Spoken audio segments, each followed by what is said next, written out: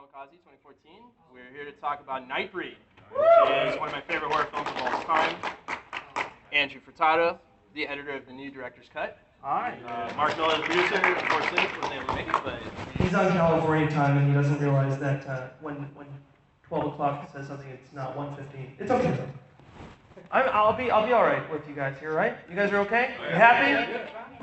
I don't know why I'm threatening you. a couple things I wanted to ask first. How many people have seen Nightbreed?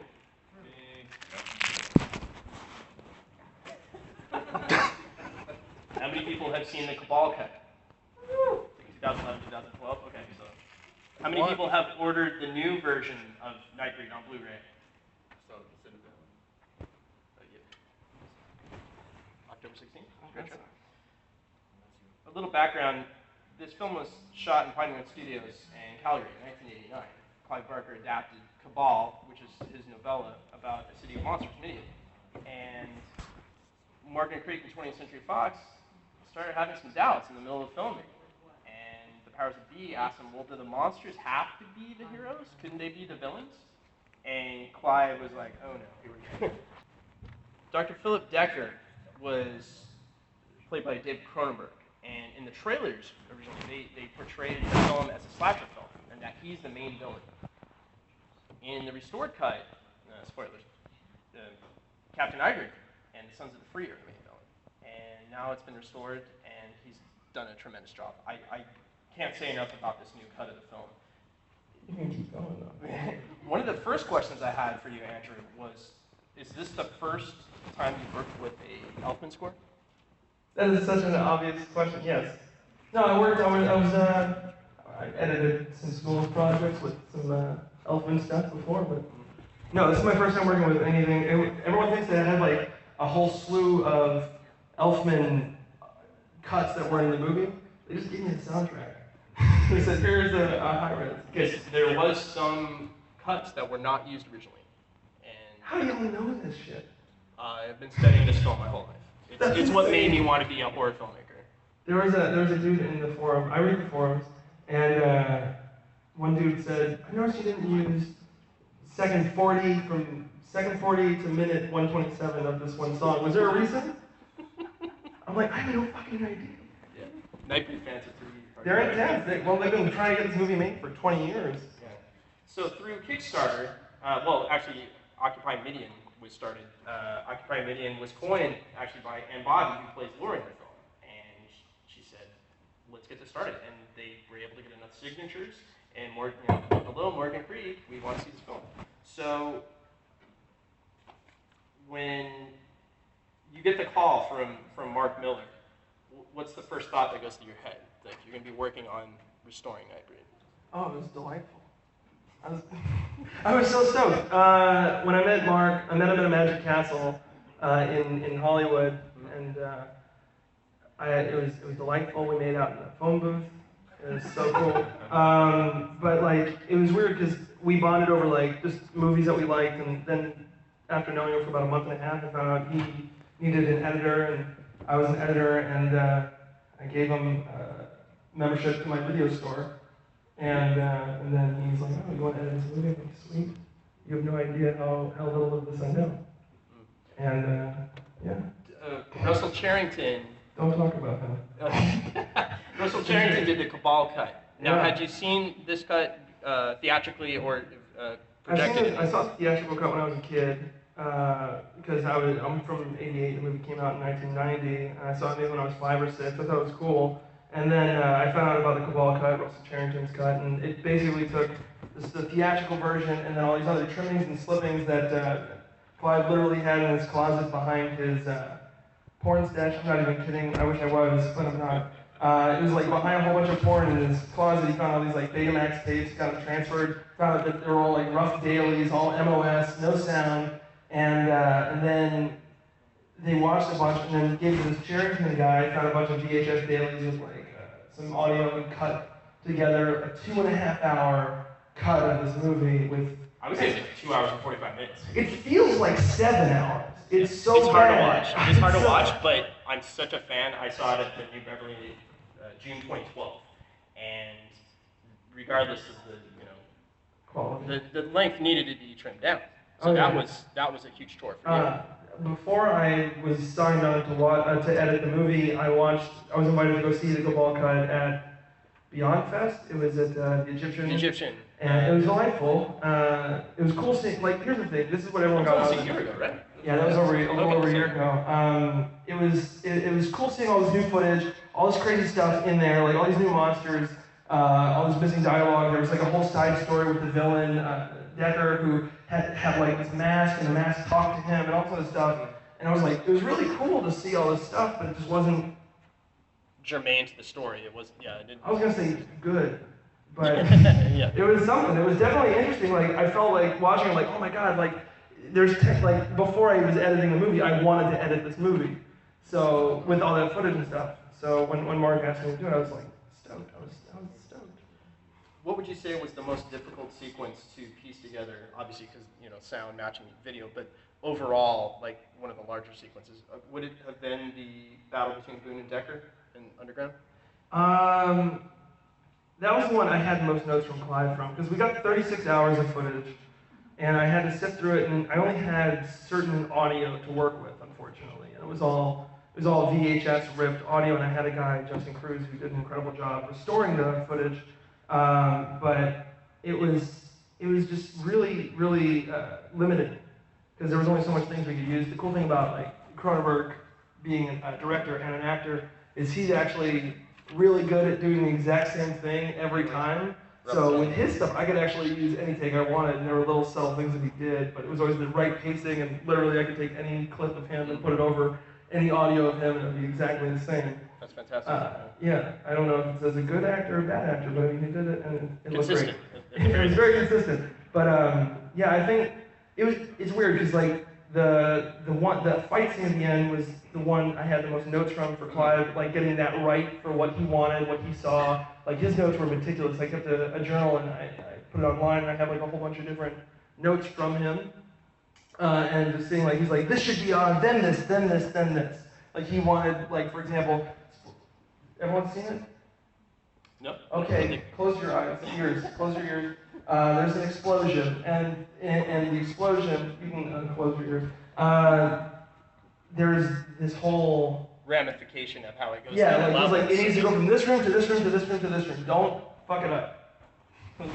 I have to be honest, complimenting you on this. I think it's the strongest sequence in this version of the movie, and kudos to you, because it really makes the film epic, and it is literally Star Wars of monsters, and that was what Clive's intention was at the very beginning. He told 20th Century Fox and Morgan Creek, I want to make, for horror films, horror fantasy, what Star Wars was to science fiction and fantasy.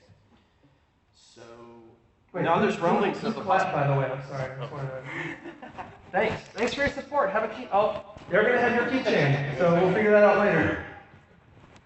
So now there are rumblings of a possible TV series, even going back to the other convention in July. Yeah. You have David Robinson and Michael Plumites. Is that how you say it? No idea. Well, he's the executive producer of the disc. Yeah. Bro, love him. Great stuff. I was a hired hand by Shout, so it's kind of weird because I only talked to so many people from Shout, and I mainly was working Cliff, right? Yeah, Cliff. And I was working mainly with Clive and Mark, so I don't necessarily know who's making the disc. Whoever did a great job. It's fantastic. But who would want to see a Nightbreed, whether it be a cable series or? Why not? 20 years in the making, but you get a Blu-ray for your enthusiasm. Really, This is what I'm doing, by the way. I'm just throwing things out. I've just brought stuff from Screen Factory. Anyone want a microfiber? Take it. Figure it out. We'll get it later. No, just great. Don't worry about it. It's okay.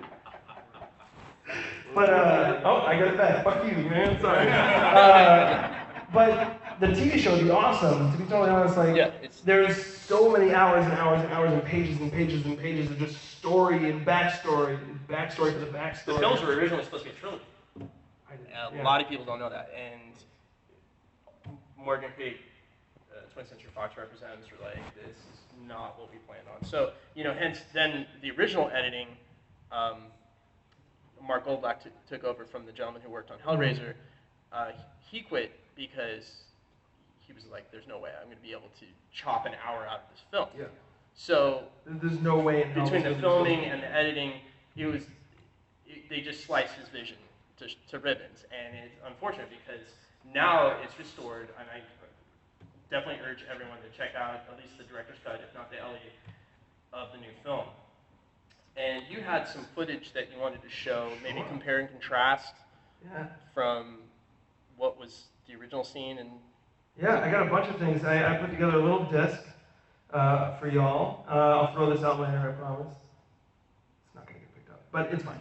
I put a scene in here that was actually not used in the movie because we couldn't restore it. Like, restoring the film, the beauty of this is you're going to see how bad that footage was that they screened all across the world in Cabal, because it's just like crude recordings of recordings of recordings of recordings on VHS. On VHS, and it just looks exactly like it sounds.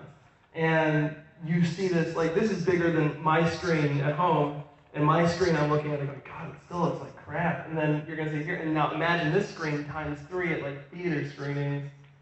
And yeah, he's closing his eyes in pain. You should. It hurts. All right, here's one scene that wasn't. That's not it. There it is. Here, Jim. Well, this is where the place has to go. You're not dead. You're wrong, Dad. We're both dead. Right about that. No. Isn't that you, Dr. Decker? How you doing that? I'm all right.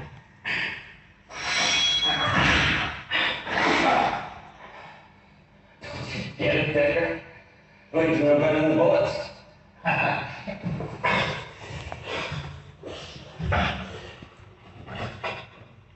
I'm dead. I'm the walking dead. Please. It's not my fault. Mask.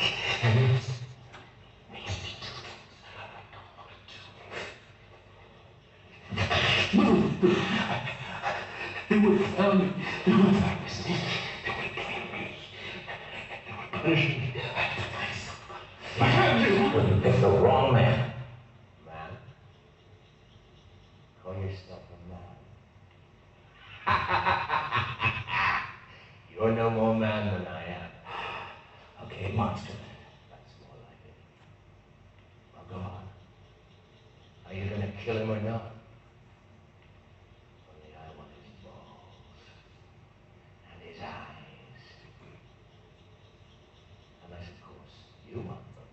No, I think I'll pass. Remember me? Doctor? Narcisse. I was dying when you had your way with me. You made me give up my secrets when I was feeling particularly vulnerable. Now, was that a nice thing for a doctor to do? No! He's mine! Yeah, imagine 2.5 hours of that. That's the Cabal cut of just that quality, that audio, and then later on I have a clip of showing just like the restoration, like a Disney movie kind of thing. I don't know, it makes no sense to you guys now, but it will eventually. what I'm saying. But yeah, that scene that shows the whole side story with Decker of this whole like mask telling him to do things kind of storyline that went throughout the entire film. I think it was part of the reshoots in LA. There was 3 days after the whole something that happened, and then they Yeah, Clive, not a fan of it. I had it in there, and he was like, "Yeah, take it out. Yeah, we'll get rid of it." Bad memories on that. Not interested. Would you talk a little about Clive's reaction after, months, 2 or 3 months of restoration, and then you finally show him the cut? What was his initial reaction? After the movie, because Mark, the other guy who was supposed to be here, California time guy, he spent 6 years of his life trying to get this thing done. Like, he loved the 1990 version, and then he found out that there was a possibility of missing footage. He's always heard the rumors. And then when he found the footage, he then devoted 6 years of his life trying to find the original 35mm negatives, and just 6 years with Clive going, Clive's like, it's not going to happen, just let it go. And Mark pushed through, gave him all this footage and helped make this happen. And the fact that Mark did that plays into how Clive felt. Clive, when we showed him the cut at the very end, it was maybe, it was a month and a half of editing. He only seen like little snippets here and there. And then when I went over to his house to record the commentary with him and Mark, he cried at the end. Like he was just so That's awesome. Imagine making the Master of Horror cry. It's terrifying. But at the end, Mark pulled out a VHS copy of the original Nightbreed and said, hey, now that we're done with this journey, I'm sorry, let me talk like Mark. Now that we're done with this journey, could you do me a favor? And sign this copy of the film. And Clive said, you know, now that we've gone through all this, it doesn't hurt to. And so he signed it, and it was just like a huge moment. Like I had to start a slow clap in the house with the three of us. That's rad. You know, it's got to be at very least a small victory because it's been such a long journey. We did a screening at the Crest Theater, like the DVD release. It was the 28th, right? Yeah, it was the 28th, and Clive was genuinely like restored. Vitality. And he was like, I want to film more. Power up. he definitely, he's like, he doesn't want to do a movie, but he doesn't want to do producing anymore. He wants to direct. He says the joy of producing, it's there, but it's not being the director. You can't give your vision. So the fact that this has been doing so well for him and everything, it's definitely restoring his sales love. are through the roof, I've heard. Sure. And you have where, you know, Lord of Illusions was the last thing he directed, I believe. And it was weird because he did Nightbreed, taken away, and he was kind of like, okay, this next one, if this doesn't go well, I'm out. And it didn't go well. Yeah. Well, I can see where that process would sour you. You have a vision and you're trying to present it, you know, in totality, and here it is, you know, the powers that be are like, nah, we're not doing that. It's very frustrating. It sucks. So what was the next clip that you wanted to show? I don't remember what it is, but it's cool. Let's see what it is off the... Oh yeah, okay, this is a side-by-side, so I put like a video comparison, and then you'll hear the audio difference, like, and it's fun, because we had VHS audio, but I had a guy who just spends time listening to audio and restoring. He restored the VHS footage to the 5.1 sound, and we added more sound effects, music, and all that stuff. So yeah, that's the one on the right, as you can tell, is the VHS, and the one on the left is the theatrical. Defend yourself! You're not cowards, for Christ's sake. You've got to be quick and go.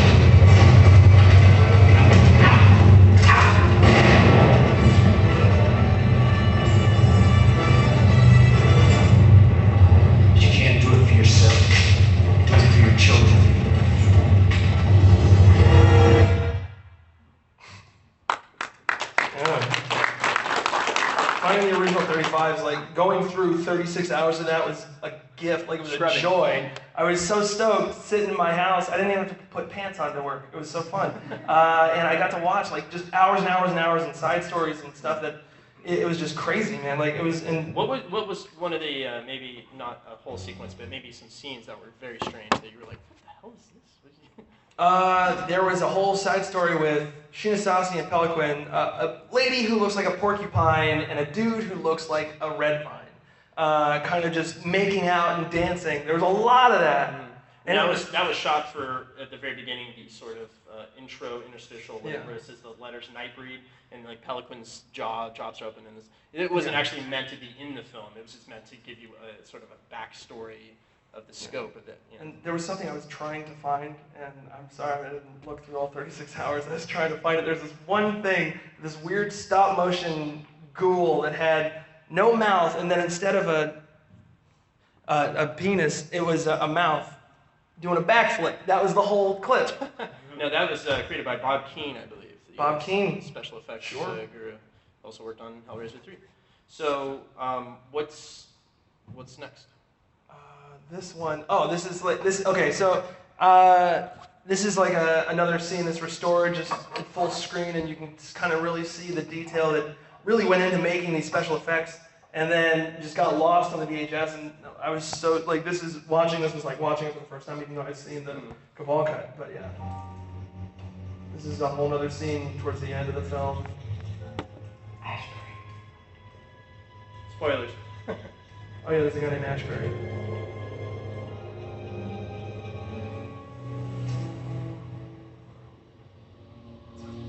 I saw their God. I saw him. I can still smell him. He's out. Oh, yes.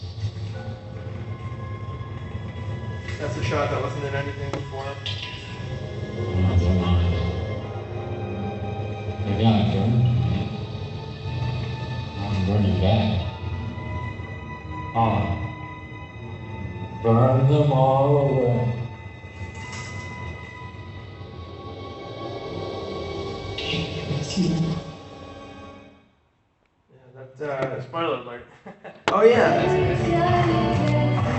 You don't get this yet. You guys don't get that yet. No, sorry. Hold on. You gotta wait on that. That's special to me. So the whole film's tone is different, and it's, Yeah. I like it better. It's whereas Decker, of course, those who have seen the film, it was kind of an homage to Videodrome, Oh yeah. because Ashbury puts his hand in his stomach, the slit in Yeah, his there's a stomach, little wink. and reawakens Deckard, and then Deckar's supposed to be the instrument of terror to be used against the Nightbreed. That's the final shot in the original version. Now, the way the film ends, it's very dreamlike, surreal. I would even say it's sort of like a Val Lewton nightmarish quality. Yeah. And the Ralph McQuarrie murals is also one of my favorite. Of course, he did all the Star Wars illustrations. He does the title sequence and all the murals on the wall. That figures a lot more into the ending. Yeah, so the first film, Morgan Creek, this movie came out in 1990 when it was all slasher film, and that's what they wanted from this movie, so that's why they really pushed Decker as the villain. Even in the ads. And all the ads are like, don't go, like, monsters are bad, we need to kill them, bad guys, monsters are bad. And in this version, we really got to play with what the original story that Clive wanted to tell was, this really strong love story between kind of Laurie and Boone, and then all that monsters, like, even though they're the outcasts, we see them as such, they're the good, they're the heroes. They're in a way, they're us, the fans, the viewers. We're the outcasts going in and just like, we don't belong, we don't live in this like world that everyone else lives in. We live in our own world, COMIKAZE, and it's here. You're all here, man. But like, just that aspect, the fact that I was able to pull that story out and really get to tell that story was like, as a horror fan, I was bummed that I wasn't going to be like, giving more slasher blood, gore, and all that stuff. But as a filmmaker, as an editor, I got to tell a story that takes skill. I would say it's almost, not to put it in too basic of terms, but Gone with the Wind with monsters. It's Boone and Laurie is the center of the film, and they really love each other, and it's great, like all the new footage, because you're kind of like, what is the point of Ann Laurie's character? Like. And that was actually one of the things I used to discuss with my friend in Vegas when we were kids. We're like, what's this missing footage? And my friend would say... There's a scene in the movie, in the original theatrical cut, where Homeboy and Lady Bird are sitting down, and then it cuts to a dude starting a cigarette, and then all of a sudden they're like face to face about to kiss. Like, what happened? Like that, like, oh, it drives me up a wall. Mark Goldblatt, and he was doing the best he could. He was a hired hand. I'll give him that. He's a whole hired hand. Like, he was just hired to do a job. He's a talented editor, but in terms of what the producer wanted to do and what Clive wanted were two different beasts. So you have my friend in Vegas kept thinking, well, Baphomet has to have a stronger content, and my thing was, I think Laurie's gonna have. I mean, if they ever find the footage, and it turned out, of course, she does the whole song and dance sequence, which I'm sure a lot of people haven't seen, and she's talented. She's a Broadway actress. She's a talented singer. And it's almost like a Meatloaf. I like the thing that you put together because it kind of reminded me of the Meatloaf videos. So he did a music video. This isn't it. This is something else. This is just another restoration. Oh, sure. Thing. No, sorry. So he did it in the style of the '90s music videos, sort of like Meatloaf, Bad Out of Hell 2, and that sort of thing. And the big inspiration was Dream Warrior from Dokken. If you saw that music video. But yeah, because that was one thing, because I didn't get paid very much money for this, which is, I'm okay saying, whatever, it's fine. And labor of love. Labor of love. Are you kidding me? Absolutely. Yeah, that's way better term than I was going to say. I was going to say I got dicked, but that's fine. But the one thing like that I told Clive and Cliff over there, they didn't actually end up putting it on the DVD. They didn't put it on the Blu-ray or anything. Like they're content monsters. Like why wouldn't they use it? But it's okay. It's this whole 1990s music video, and I told myself as soon as I heard that the song has to go in the movie, like because Clive was like, because that was the first clip that got fully restored and sent to Clive, like, was that little bit, the music video, the song, and the thing. He was like, it's beautiful, I love it, it's fantastic, put it in, young Andrew, do it. Well, it almost puts it in the perspective of, like, it's got the noir elements where she's like the torch singer that's attracted to the... She has sick triangular hair in it, it's awesome, it's gorgeous. But, yeah, like, and so it was gonna be in it, and I'm like, okay, well, if it's gonna be in it, I gotta make it fun, I gotta have something to look forward to at the end of this. And I told myself I'm going to make this 1990s music video that would have played on MTV in the 90s. Like, I got the aspect ratio of 4:3. It looks weird. It's got that really random... What's the next thing you're going to show? Oh, yeah, let's do that instead of this. This is just another restoration thing. Comparison.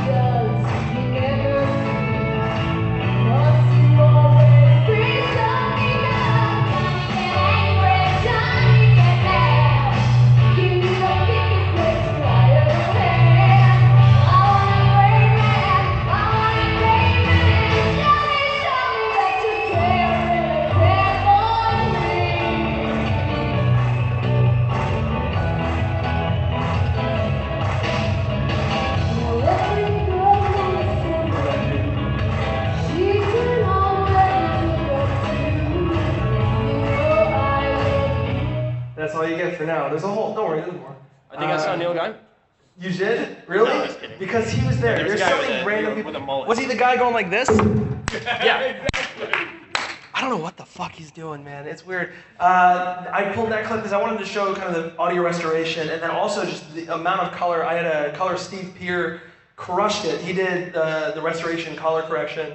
And just the amount that we were able to play with, like you could see how blue Boone's face was in that opening shot, and then when he comes back, it just feels right, and it's just like it looks right tone. so good. Definitely. But yeah, it's so much work you guys put into this. In a brief time span. I mean, only had a month.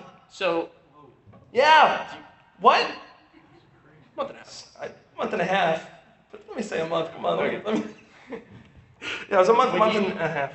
I was going to say, when another great story is that they discovered these 500 boxes, and Mark Miller goes to the head of Morgan Creek, and he says, we found the footage. And Morgan Creek's like, well, how are we going to get this footage back?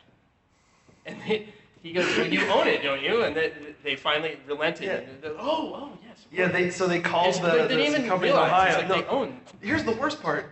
They called the company Ohio and said, hey, you have our footage, can we get that for Nightbreed? We need that, we're gonna do something. And the company's like, oh no, sorry. And then Morgan Creek went, okay, click, hey Mark, they won't let us take it. And Mark's like, dude, you own it, call them again. Yeah. And he called them again, and they were like, hey, that's our footage, can we have that back? And the guy's like, oh yeah, sure. So all they had to do for 25 years is ask twice. Like that's all they had to do to make this movie happen.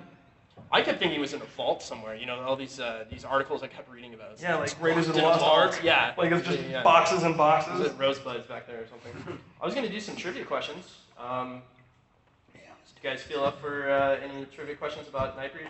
Any knowledgeable people out here? Yeah, don't be afraid to clap. Don't hide it. Put your hands up. I saw it was you. There we go. You want a microfiber for that? Which two actors were in consideration for the role of Aaron Boone in '89? If I knew the answer to that, I'd be thrilled. I don't. You? Can you at least name one actor? What was it? No, you can't IMDb it. Christopher Lambert and Rutger Hauer were both in consideration. Which is funny, because they're kind of older. You know, it's like because he's kind of a college kid. He couldn't have pulled that mullet off. No, he would have just been like Roy Batty as a monster. God, yeah, that would have been cool though, if he had a mullet.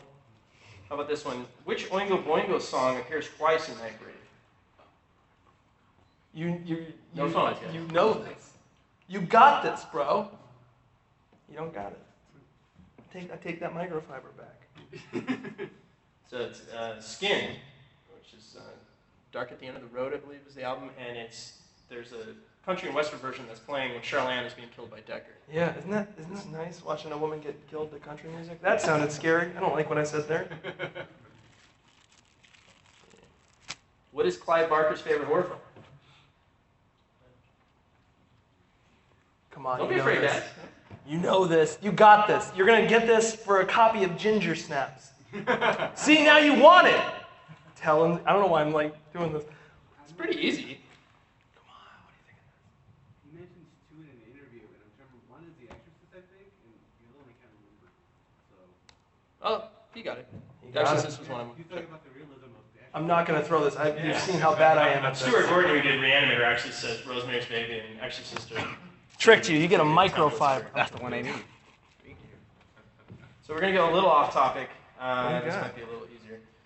Which two actors tested for Indiana Jones? Or just name one of the actors. That was not Harrison Ford. His hand up first. I'm scared.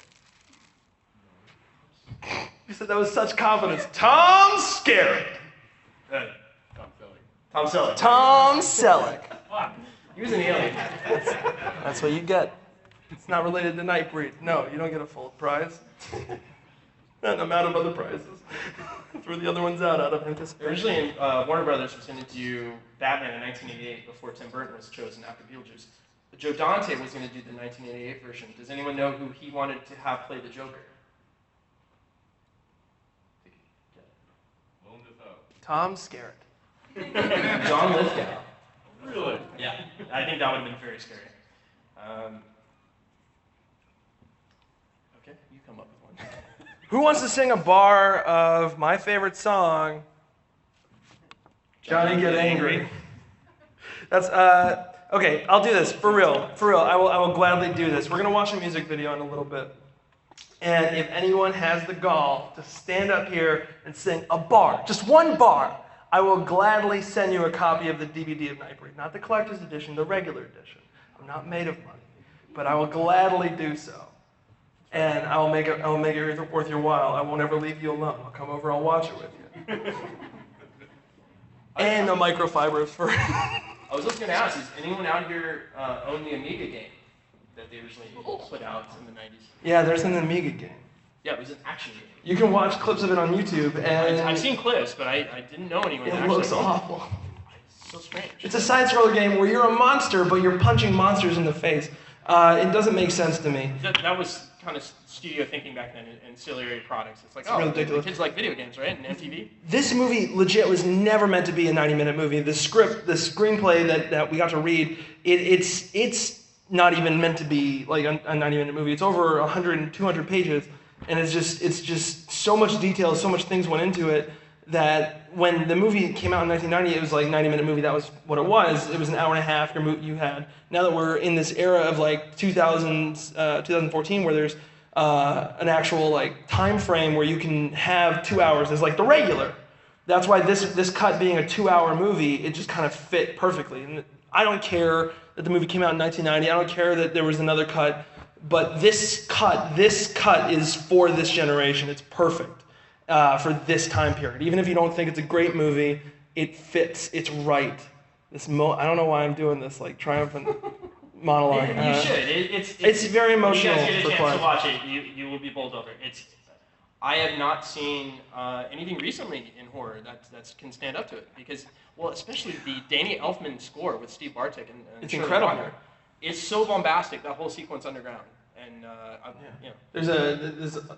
There's like a whole bunch of new monsters in this movie. We found a whole bunch. The stop motion stuff too. Yeah, there's new stop motion information. There's new stop motion video.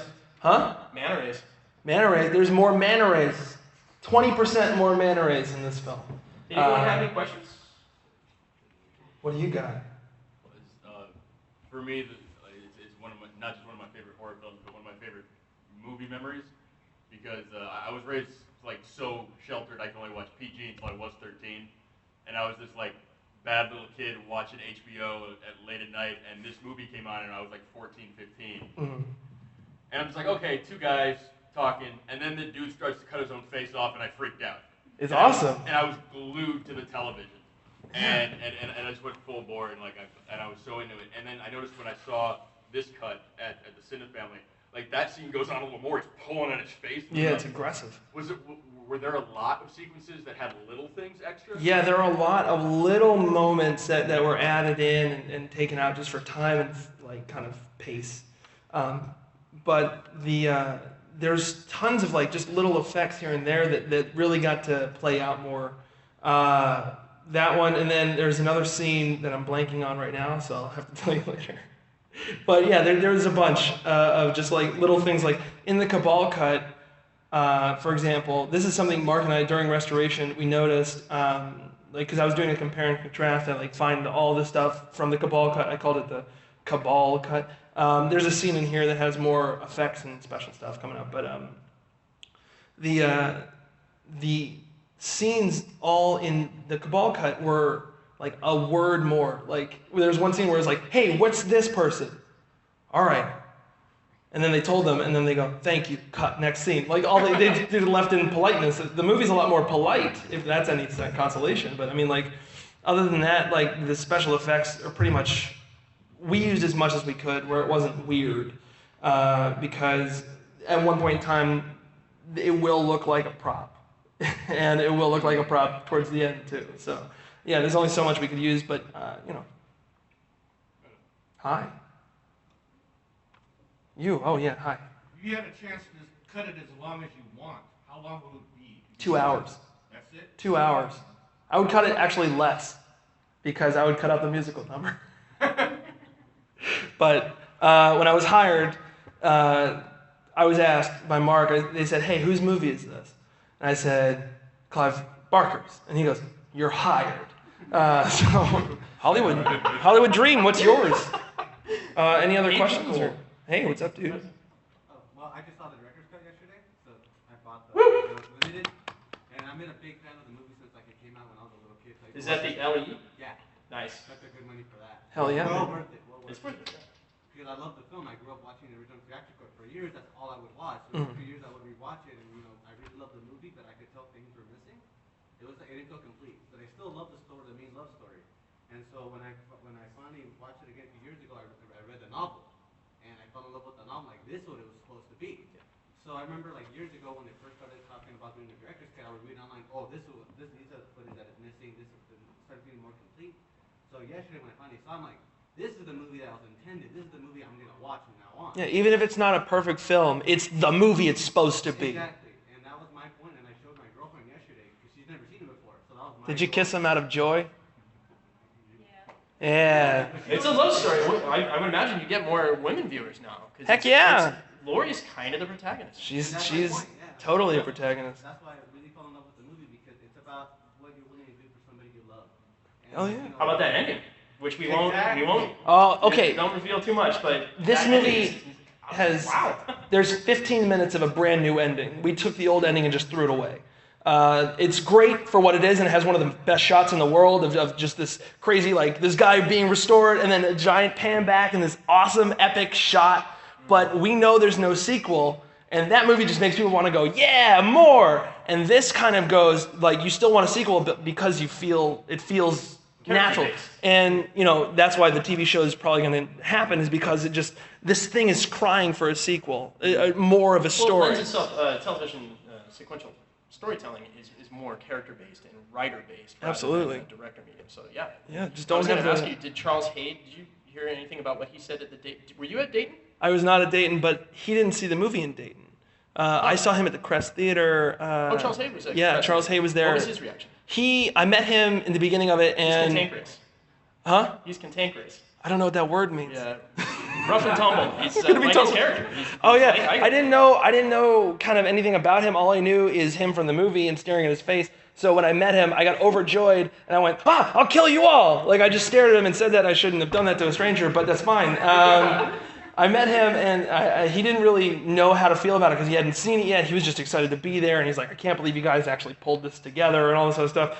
And then when I saw him after the film, after it screened, he went, Shit, man, that was so cool. Like he actually very uncantankerous. I'm gonna make that a word, and it was awesome. Like he was blown away. He's he kind of goes front and center with him and the Sons of the Free. Oh yeah, no, he's the second half is his movie. He steals it. He's so like good. The modern day version of Inquisition, which they show in the Babette sequence when Laurie's like mind melding or whatever, and they show the Inquisition back in the day was slaughtering monsters. And it's just like history keeps repeating itself. And there's a shot of him in the movie in his office, and there's just a picture of him looking like Kim Jong-il or whatever. Like it's just like perfect villain. Like, and he's got a gold tooth, and he looks like he smells awful the whole movie. But yeah, oh, that's popping on and off. There we go. I was gonna pop this back on just so I didn't fall asleep. But yeah, I mean, if there's any other questions, I'm down to answer things. I'm here. Where can I get this film? Oh man, you can get it from my trunk. Shopfactory.com. Yeah. Screenfactory.com. You can get it on Amazon. They have the director's cut, like just 2-disc director's cut, which is still really good. You just don't get the theatrical. As a director's cut. Yes, it is. Yes, sir. You will see either the red background or the kind of purple background like he's holding up. Yeah. This is the version you don't want. But you get that with that, so you get something to throw away. It's great. They give you a coaster. Yeah, they give you a really sick coaster. I'm sorry, I don't mean to. It's actually totally worth the money. The packaging, it's pretty awesome. They give you a booklet. They give you a whole bunch of new documentaries on the theatrical cut and stuff like that. And actually, if you guys want, Mark and I did a commentary ourselves. It's not on the discs. You can download it on your site. Yeah, it's free to download on my website, along with my journal that I have with all my notes from Clive and just like the whole month-and-a-half process. But yeah, and I feel like if you want that information, come up to me and I'll give it to you. It's free. No, we can't force it. That was the guy giving us the 5-minute mark. Anyone have a question over here? I'm just get like really aggressive for no reason. Anyone have a question? Seriously. What time is it? I don't know. That's good. That's a good question. But yeah, if you guys want, I have like a little bit more to show as far as like footage goes. I have, this is something. I'm gonna hit the next button. This is the music video. Okay, this is why I made the movie. Hi, it's me. I don't think I ever really loved you.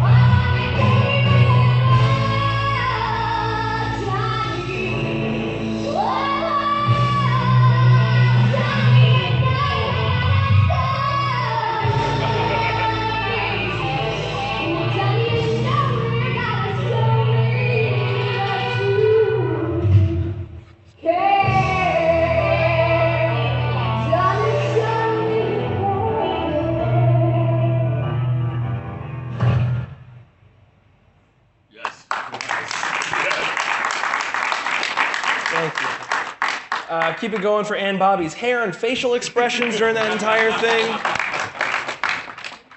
guess to wrap up, ScreamFactory.com, ShopFactory.com. Oh. Anyone want to sing a bar of that and get a free copy from me? Do it. I'm not even kidding. Do it.